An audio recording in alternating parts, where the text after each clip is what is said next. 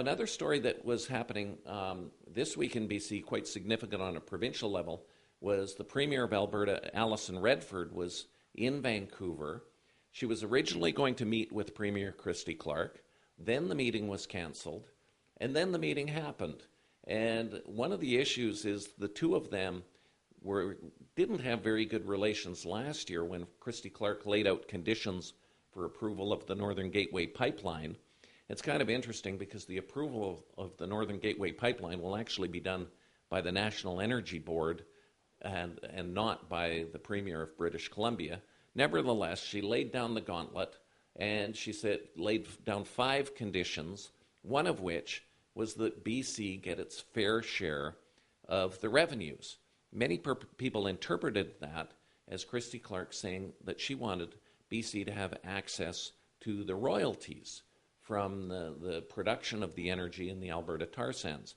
The problem with that constitutionally is that the provincial governments have control over these areas. So Alison Redford had problems with the BC Premier appearing to want to get her mitts on revenue that would be going to the Alberta government. And the Alberta government actually isn't as flush as many people think. It's been encountering some financial difficulties, particularly in light of what happened with the floods. So basically what they agreed is that Christy Clark would not go after royalty revenue going to the Alberta government, but she's free to try to obtain money from the corporations that will profit from the Enbridge pipeline. Well, it puts a different light on it. Some of the people in the environmental movement are looking upon that as a capitulation by the Premier and almost a betrayal, in that she left people during the election campaign with the perception that she was going to fight for BC, she was going to be tough on these pipelines, she might protect the coast, and now she seems to be having this kind of lovey-dovey relationship with Alison Redford, and they're thinking that that means increases the likelihood of pipelines, not just the Enbridge pipeline, but also the Kinder Morgan pipeline being built to the coast.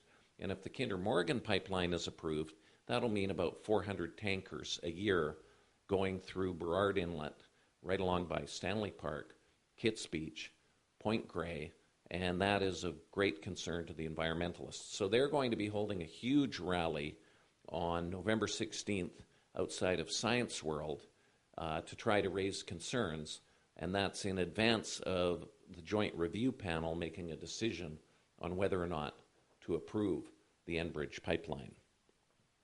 There was another story of concern in the Aboriginal community this week.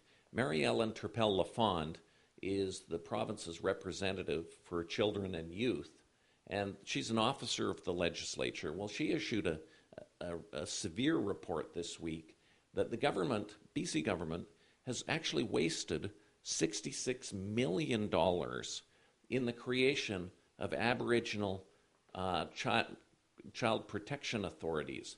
This came about many years ago when Gordon Campbell was the Premier, and there was an agreement reached between Grand Chief Stuart Phillip of the Union of BC Indian Chiefs, the First Nations Summit, which is headed by Grand Chief Edward John, and the provincial government, and they were going to move ahead and create kind of health authorities for Aboriginal people along the lines of what we've seen for the rest of the population, and also dealing with child protection. So what happened was these bodies were never created, but in the intervening years, $66 million was spent. And Mary Ellen Turpel-Lafond is upset that this money would have been better spent on the protection of children than on a bunch of bureaucratic shuffling that never amounted to anything. Now, on the lighter side, there was a visit to SFU this week by Joe Sacco, and he's a cartoonist, but he's also a foreign correspondent, and he lives in Oregon. So he came to the SFU Woodward's Goldcorp Center for the Arts and talked about how he does comic strips, but they're journalism. And he's won an American Book Award, a Guggenheim Fellowship. The audience, large audience, came out to hear him. And he talks about comics as being almost subversive. It's so easy to read a comic book. But his comic books are about things like the war in Bosnia, the growing gap between rich and poor in America, the situation in the Middle East. And he got a very warm reception in Vancouver, and a big crowd came out. And I'll close with a story about our winter adventure issue. We do this every year. One of our writers, Travis Lupick, he actually wrote a story about how the people in Whistler are creating these facilities for slopestyle skiing that are going to be exactly like the facilities in Sochi, Russia for the Olympics. So that's going to give the Canadian Olympic athletes an opportunity to actually experience the what they're going to undergo in Sochi. One of the reasons Canada won the most gold medals in the 2010 Olympics in Vancouver was we had a hometown advantage. Our athletes were able to train on the facilities to a much greater degree than the athletes from any other countries. So this move up at Whistler is actually going to level the playing field for some of the Canadian athletes. So there's a lot of anticipation that Canada's going to perform very well, and part of the reason is this facility being built up at Whistler. The other thing that Vancouverites are looking at is who's going to be the goalie on the Canadian Olympic team.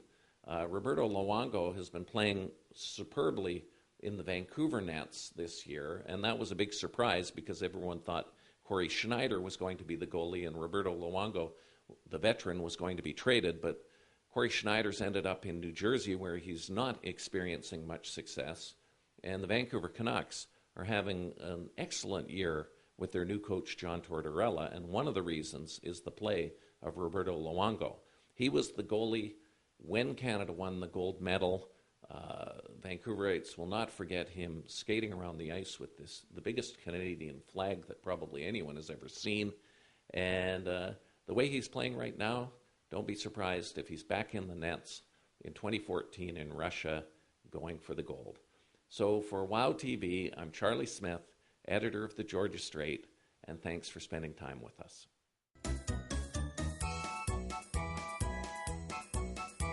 感谢收看今天的大温故事，我们下期再见。